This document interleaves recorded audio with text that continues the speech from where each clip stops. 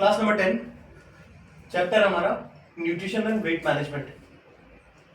इसमें हम कर रहे हैं न्यूट्रिएंट्स। न्यूट्रिएंट्स क्या होते हैं? न्यूट्रिएंट्स में लाइफ सस्टेनिंग सब्सटेंस होते हैं, ठीक है, उन्हें हम न्यूट्रिएंट्स बोलते हैं। न्यूट्रिएंट्स भी दो टाइप्स के होते हैं। एक होते हैं मैक्रो न्यूट्रिएंट्स जो बॉडी को लार्ज क्वांटिटी में चाहिए होते हैं सस्टेनेंस के लिए। दूसरे होते हैं माइक्रो न्यूट्रिएंट्स जो मैक्रो न्यूट्रिएंट्स के कंपैरिजन में कम क्वांटिटी में चाहिए होते हैं, जैसे कि आपके मिनरल्स और विटामिन्स। तो मैक्रो न्यूट्रिएंट्स यानी कि जो बॉडी को लार्ज क्वांटिटी में चाहिए होते हैं, उनमें सबसे पहला है कार्बोहाइड्रेट। कार्बोहाइड्रेट क्या है? कार्बोहाइड्रेट बॉडी का प्रिफर्ड सोर्स ऑफ एनर्जी है, यानी कि बॉडी एनर्जी के लिए सबसे ज्यादा रिलाई किस पे करती है? कार्बोहाइड्रेट पे, ठीक है। ये जनरली क्या है, ये किससे बना है? ये बना है chain of sugar molecules. 1 gram carb में 4 कैलोरी होता है। ये दो टाइप्स का कार्ब्स होता है। नंबर 1 होता है सिंपल कार्ब्स, दूसरा होता है कॉम्प्लेक्स कार्ब्स।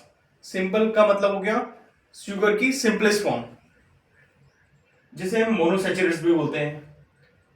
अगर शुगर को कंबाइन किया जाए ग्लूकोज के साथ में तो कितने मॉलिक्यूल्स हो गए? एक शुगर का मॉलिक्यूल्स हो गया, एक हो गया ग्लूकोज का, यानी कि 2 मॉलिक्यूल्स हो गए, जिन्हें हम बोलते हैं डाइसैचुरेट्स। डाई का मतलब होता है 2।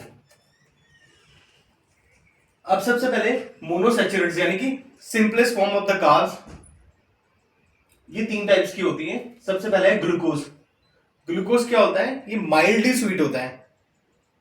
और ग्लूकोज आपको पता है ये बेसिक बिल्डिंग ब्लॉक्स है किसका? कार्बोहाइड्रेट का। वो कैसे? हमारी बॉडी कार्ब्स को ब्रेक डाउन करती है किसमें? ग्लूकोज में।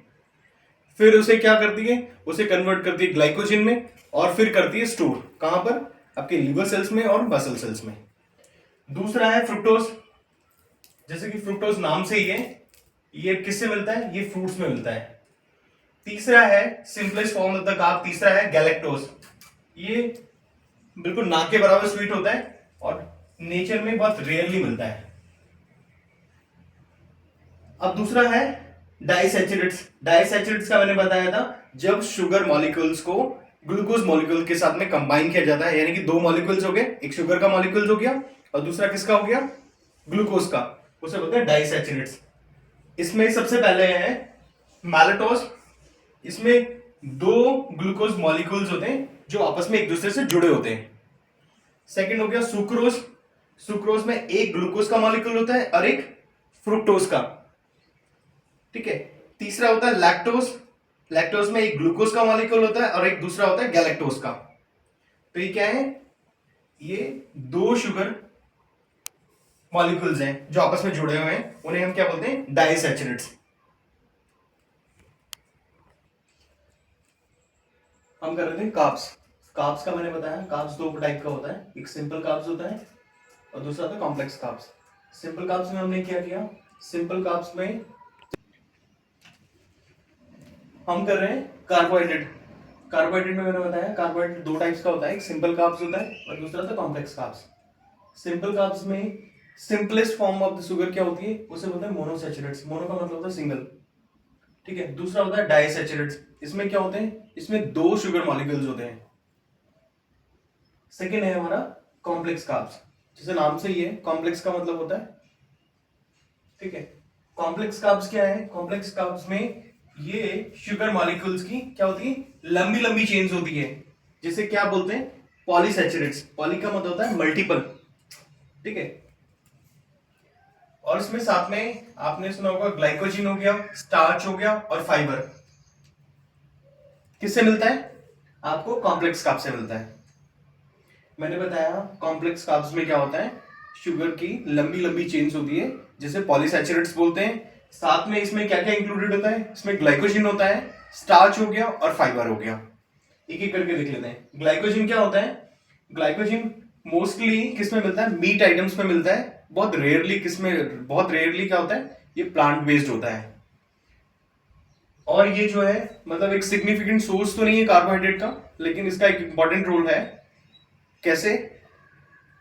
बॉडी हमारी कार्बोहाइड्रेट को ब्रेक करती है किसमें? ग्लूकोज में, और स्टोर करती है ग्लाइकोजन में।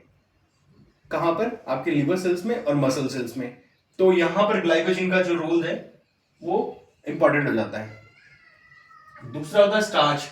स्टार्च क्या है? स्टार्च है प्लांट स्टोर्स ऑफ ग्लूकोज। क्या है? Plant stores of glucose. इसमें लगभग 100 से लेकर थाउजेंड्स क्या होते हैं? ग्लूकोज मॉलिक्यूल्स होते हैं। किस में मिलते हैं आपको? ग्रेन में मिलते हैं, लिग्यूम में मिल सकते हैं और रूट वेजिटेबल्स में मिलते हैं।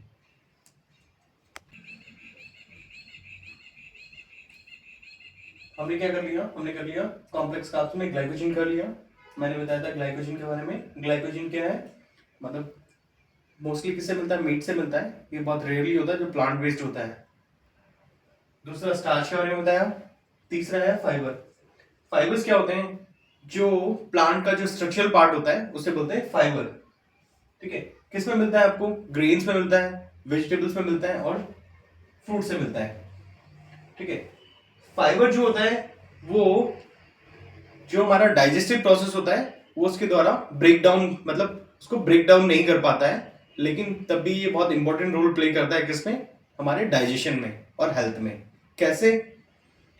फाइबर क्या होता है? ये जैसे इंटेस्टाइन में जाता है यार, तो क्या होता है? वो मोम की तरह खुल जाता है और काफी हद तक ये जो हमारा इंटेस्टाइन्स हो गया इसको काफी हद तक क्लीन करने में हेल्प करता है और इस तरह से ये कंट्रीब्यूट करता है किसमें? डाइजेशन में और हेल्थ में।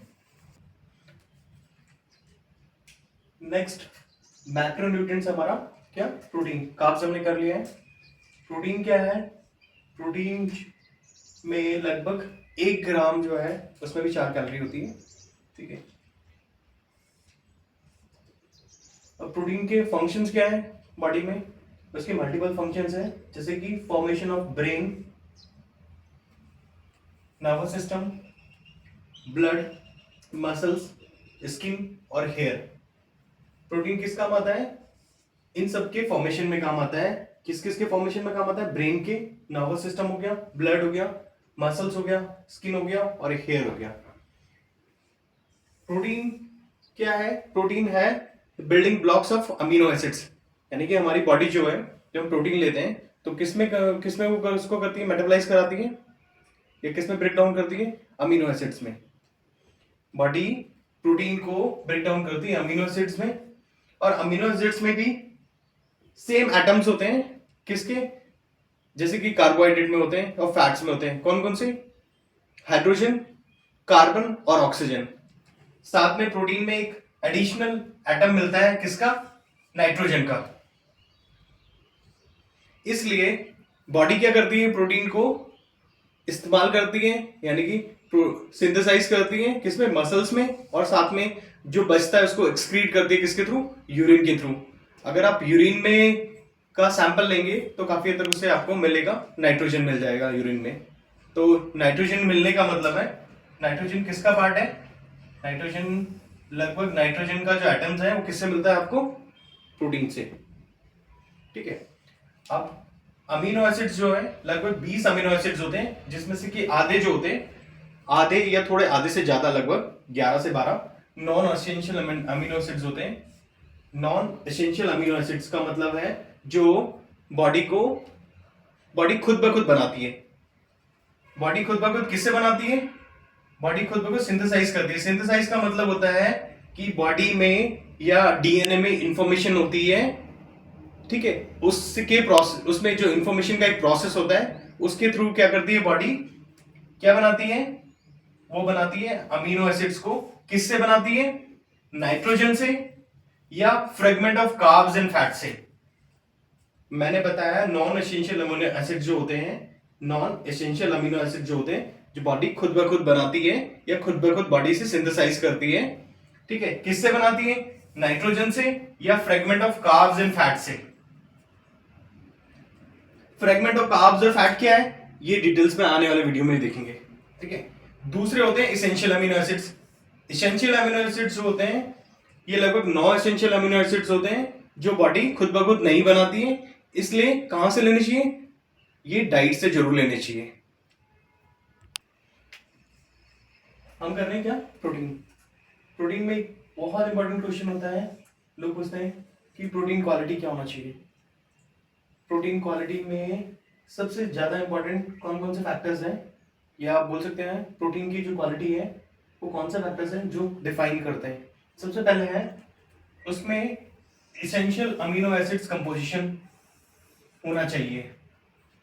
इसेंशियल अमीनो एसिड्स क्या है, वो जो बॉडी खुद ब खुद सिंथेसाइज नहीं करती है, खुद ब खुद नहीं बनाती है। नंबर 2, डाइजेस्टिबिलिटी, बॉडी कितनी जल्दी उसे मेटाबोलाइज कर लेती है, एब्जॉर्ब कर लेती है। ठीक है। थर्ड है बायो अवेलेबिलिटी। बायो अवेलेबिलिटी बहुत इंपॉर्टेंट फैक्टर है। बायो अवेलेबिलिटी का मतलब है एक प्रोटीन में अगर आपको एक प्रोटीन स्कूप से अगर आपको 24 ग्राम प्रोटीन मिल रहा है तो उसमें से बॉडी कितना ग्राम प्रोटीन को क्या करेगी, इस्तेमाल करेगी।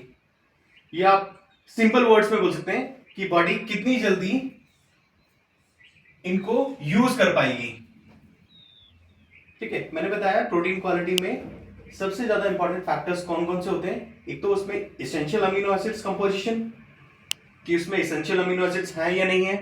दूसरा उसकी डाइजेस्टिबिलिटी, और तीसरे है बायो अवेलेबिलिटी। इसका मतलब है कि बॉडी कितनी जल्दी उसको इस्तेमाल करती है। अब एक एनिमल प्रोडक्ट्स जो होते हैं या एनिमल बेस्ड प्रोटीन जो होते हैं उसमें लगभग सारे एसेंशियल अमीनो एसिड्स मिलते हैं। किसके कंपैरिजन में, प्लांट्स में। और प्लांट्स में लगभग उस तरह की कंपोजिशन नहीं होती है जिस तरह से किसमें होती है, एनिमल प्रोडक्ट में होती है। साथ में सोया प्रोटीन और चिया सीड्स, ये भी कंप्लीट क्या है, कंप्लीट प्रोटीन सोर्सेज हैं। ठीक है, एक काम और कर सकते हैं, दूसरा होता है एक plant based protein. Plant based protein में सारे एसेंशियल अमीनो एसिड्स कंपोजिशन नहीं होता, लेकिन क्या कर सकते हैं, क्लब कर सकते हैं या कंबाइन कर सकते हैं। किसके साथ में, सोया चिया सीड्स के साथ में या एनिमल प्रोडक्ट के साथ में। तो ये क्या मिल जाएगा, बन जाएगा एक कंप्लीट प्रोटीन बन जाएगा। ठीक है।